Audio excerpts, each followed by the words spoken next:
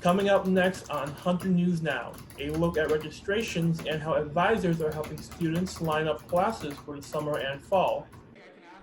And the campaign for USG president is heating up. We'll tell you how the candidates are connecting with the student body. And tips to look your best on Zoom and FaceTime from a celebrity makeup artist. All that and more on Hunter News Now.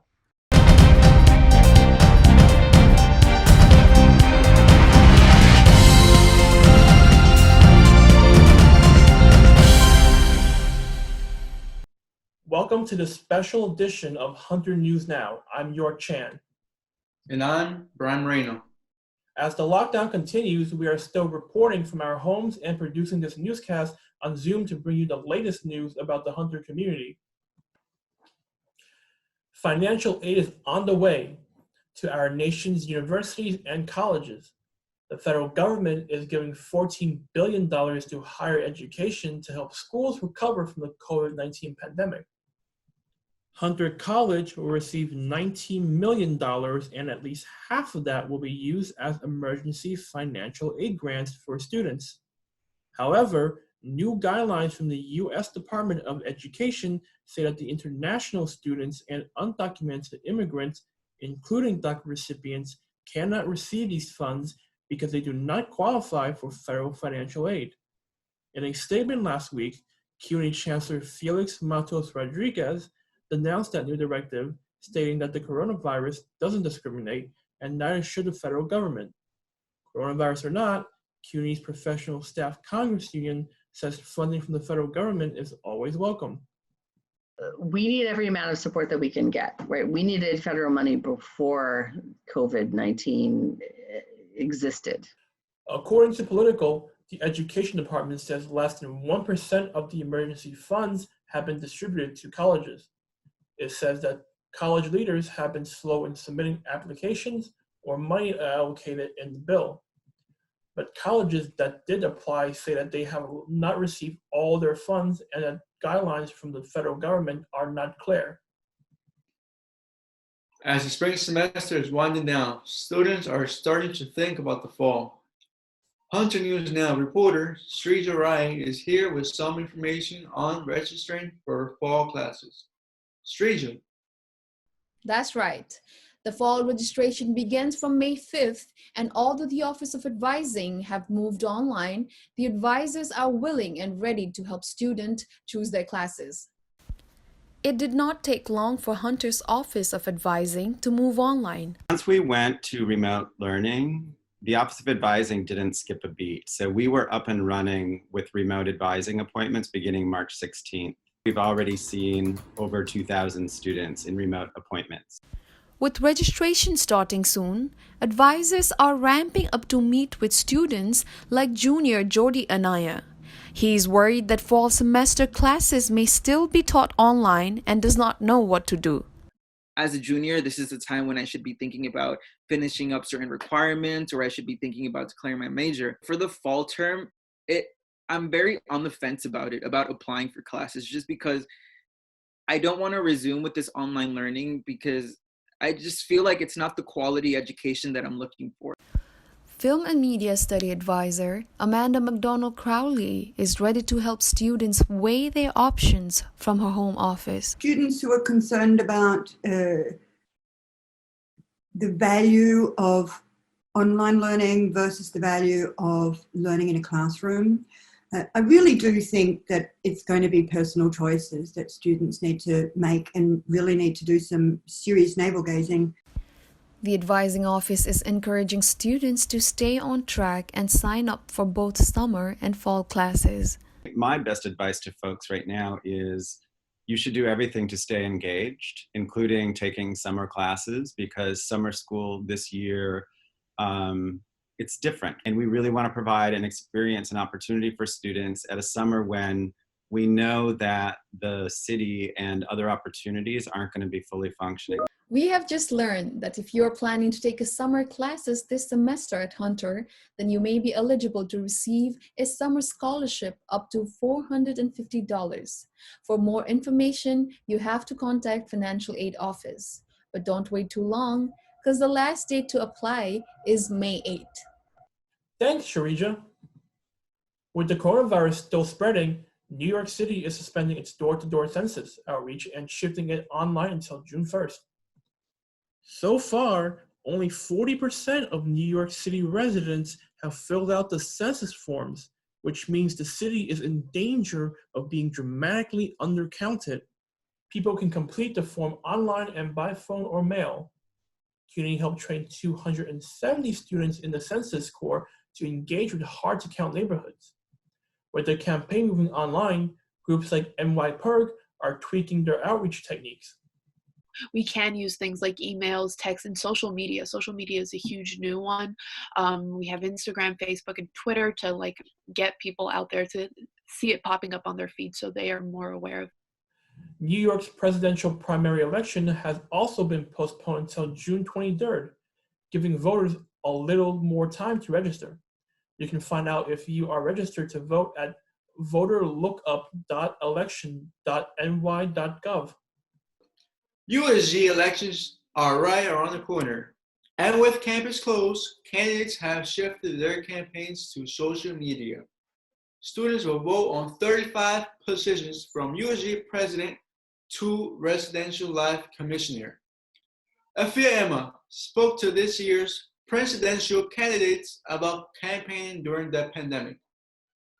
My goal definitely is to bring everybody together. This is what the 2020 campaign for student government president looks like. Current Student Welfare Commissioner Hardeep Bhaskar is running for president with his slate, 100 United. It is using Instagram to connect with students every Saturday night. We did the live because, we wanted to speak to students and have that direct connection where students can ask questions. We plan to do takeovers, do other stuff that we can connect with the student body. So we're all going through the same thing, like quarantine and stuff. Bhaskar supports another disability lounge, a new LGBTQ center, and gender-neutral bathrooms on campus.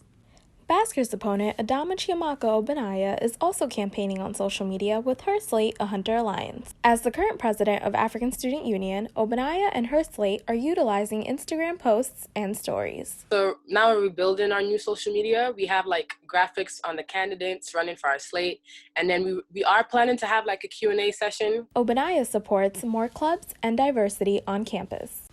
Current USG President Kamalpreet Kaur encourages students to vote because these representatives decide how to spend their student activity fees. And students should be able to vote as to who they think should govern these allocations. On top of that, students should also be voting for who they think would best represent their issues to administration. Online voting begins May 4th and lasts until May 7th. Make sure to check your My Hunter email and cast your vote. Afia Ima, Hunter News Now. Coming up next, we'll take a look at how students are dealing with the stress of COVID-19 and what Hunter is doing to help them. And we'll talk to a special guest about the mental health crisis and what the government should be doing right now. We'll be right back.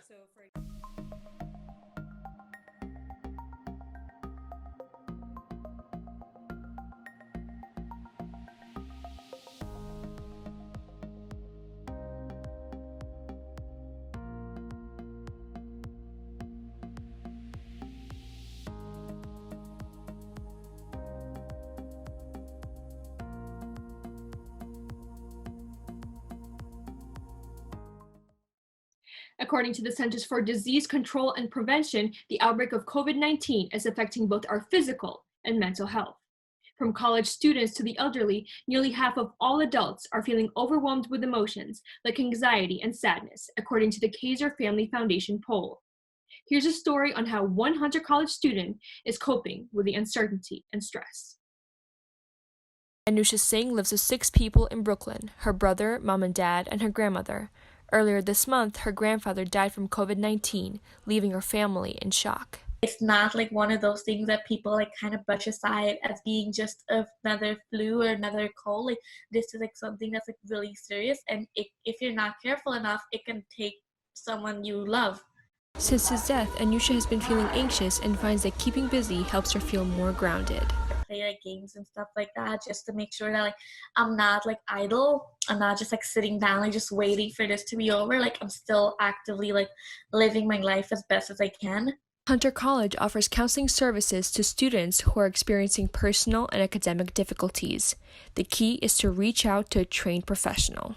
People find it hard to talk to a family member about things because they don't want to worry them, and so they keep the problems to themselves because they're trying to be protective of the other person, but they need support. And so they need to find it another way. Even before the pandemic, anxiety among Gen Z students was so prevalent that Hunter journalism student Melissa Lent is producing a 5-part podcast exploring its causes and solutions for her honors project. We'll raise awareness about this epidemic right here on the Next Gen podcast. You feel a lot of expectations to kind of like rise to meet the challenge and push ourselves to succeed no matter the consequence to our own mental health. The conversation about what consequences the self-isolation period has on mental health is as relevant as ever. Today I spoke with Nirmita Pinchal, one of the Kaiser Family Foundation's policy analysts. I asked her about an update on the mental health poll statistics and what she thinks we can expect in the future.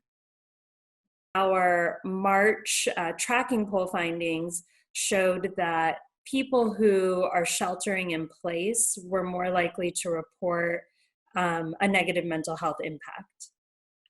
What can we expect? What can we expect if the situation prolongs? If the situation like sheltering in place continues, what kind of like rise in numbers and rise in like statistics can we expect? So we can expect to see an increase in mental health issues.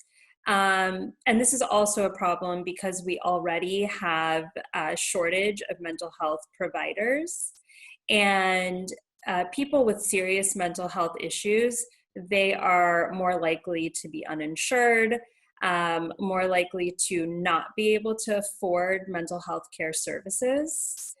And Congress recently authorized some additional funding for mental health and substance abuse services, and some provisions to expand accessing these services through telehealth. After like all of this is over, do you think that the society is going to change in due course after the restrictions are going to be lifted and people can like slowly but surely go back to their normal lives? So what I can say is that we are continuing to see negative impacts on mental health. Even our most recent polling data showed that now over half of adults are reporting some type of poor mental health effect, and that could be trouble with sleeping, eating, increased alcohol use, and this also seems to be more of a problem for frontline healthcare workers and their families. About 2/3 of frontline healthcare workers and their families reported having these negative mental health effects. I would just like to thank you for your time, and I hope that you stay safe during this crazy time. To you, yeah. Thank you so much. Thank you, Ksenia. Coming up next, our Scholar Athlete of the Week is a track and field star who is an athlete on the field and a student government leader off the field.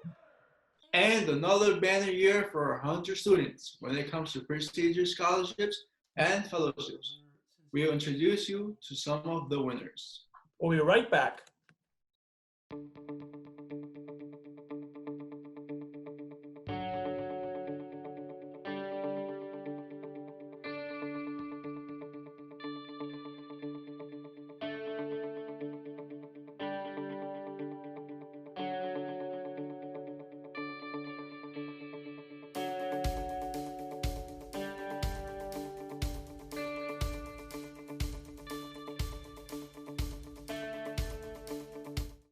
It's time for some sports news, and Hunter News Now reporter Colleen Digney is here with all the details. Colleen? Thanks, York. Well, as you all know, the athletic season has come to an abrupt end for our Hunter Hawks. The athletic department is encouraging student athletes to stay physically and mentally strong during distance learning. Coaches are meeting with players once a week for a mental health check, and athletic trainers are motivating students to start their next season even stronger through virtual exercise and meditation classes. Last week, I learned about how both athletes and coaches have transitioned their physical workouts to virtual ones.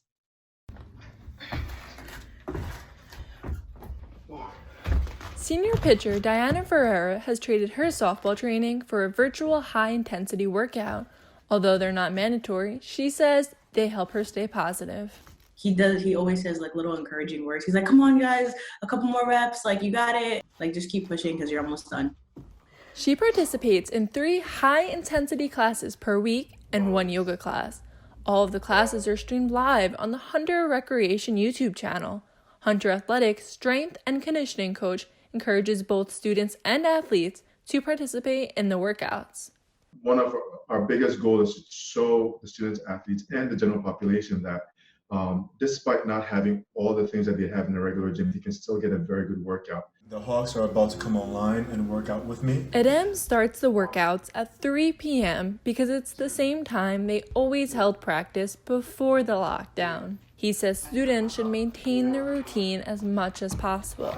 Mental health professionals agree that in this time of uncertainty, sticking to a schedule can be beneficial. Everything's just totally out of our control.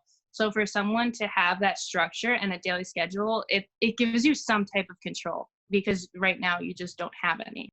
Harrington says any form of physical activity like a walk or jog can stimulate your mind and body.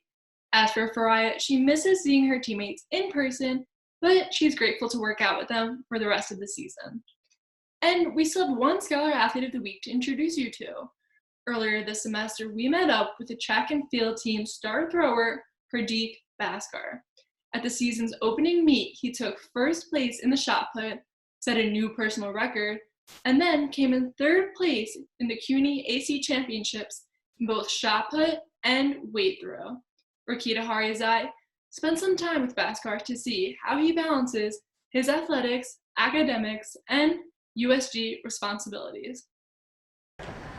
Track is more of an individual sport, so it's like really like trying to fight with yourself when you're competing.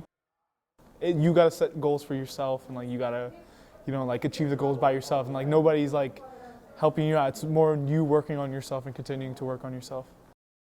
I'm competing against other people, and like it's a one-on-one like competition, and the support system that's there when you're with the team is not technically there. I'm Hardik Bhaskar. I'm part of the track and field team, and I'm a thrower. I throw the shot put and the discus, javelin, and the hammer.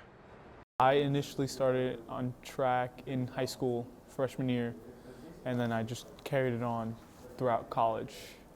For me, distance is important, so when I throw an implement, it's like you have to hit a certain distance.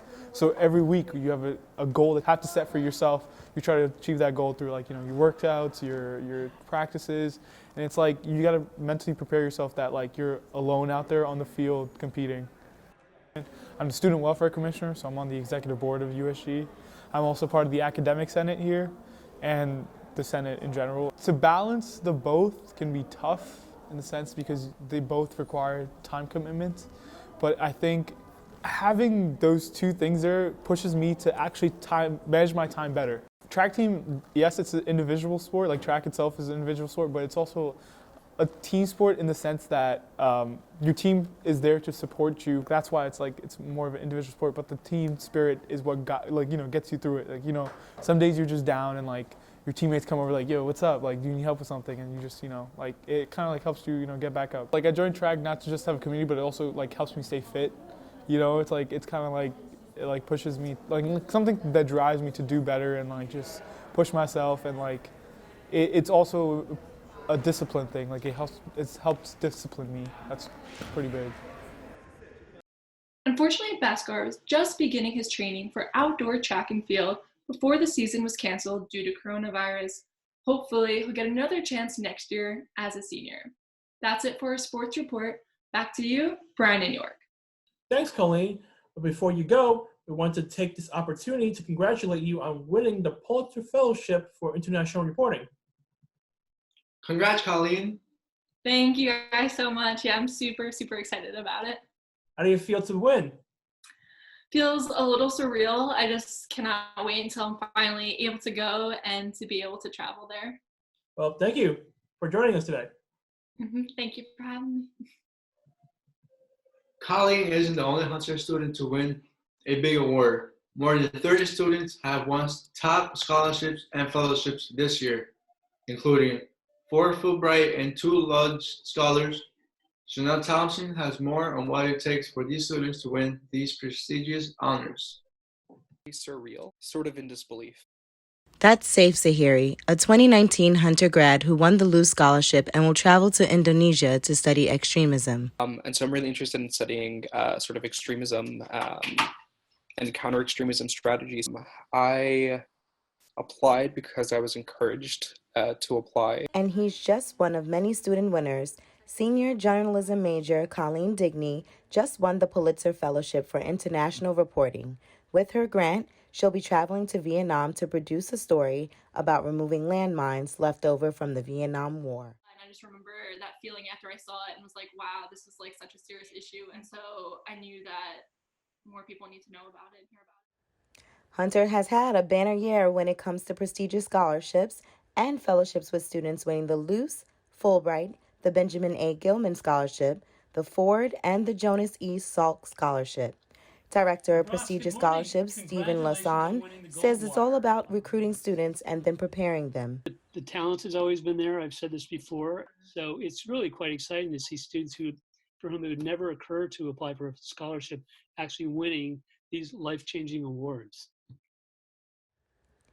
Students interested in applying for next year's scholarship should begin preparing now and fill out a form at the Office of Prestigious Scholarships website. Chanel Thompson, Hunter News Now. Coming up next, some pointers from a celebrity makeup artist on how to look your best at Zoom meetings and online classes. And during this pandemic, it may be difficult to stay positive, but we have some TikTok reels produced by fellow Hunter students to lighten your mood. Stay tuned.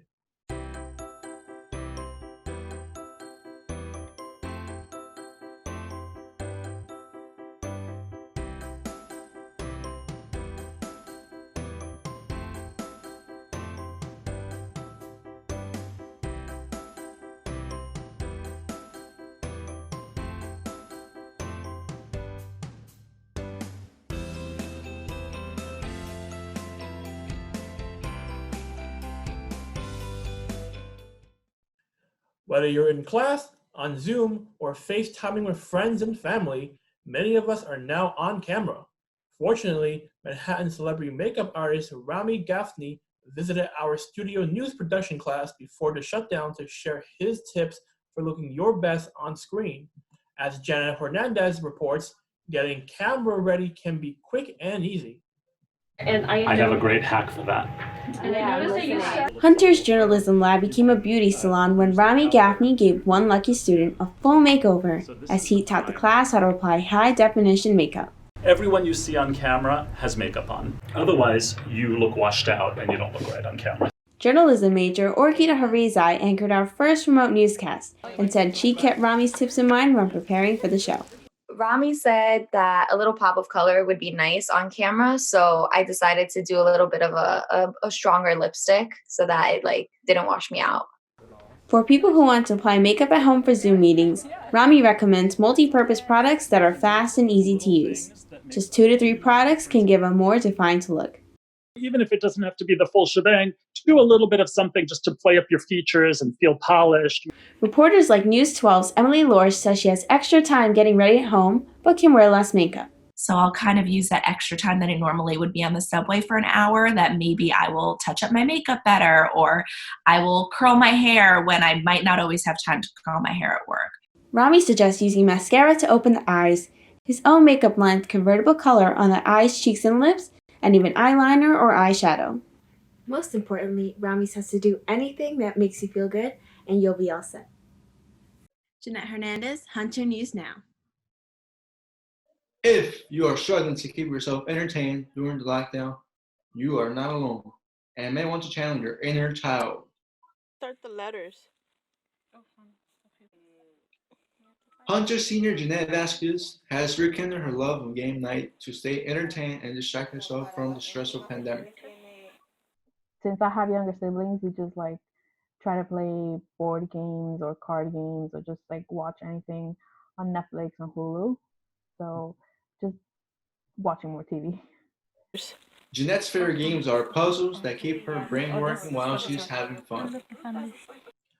TikTok is one of the most popular social media platforms with 800 million active users creating fun videos to share around the world.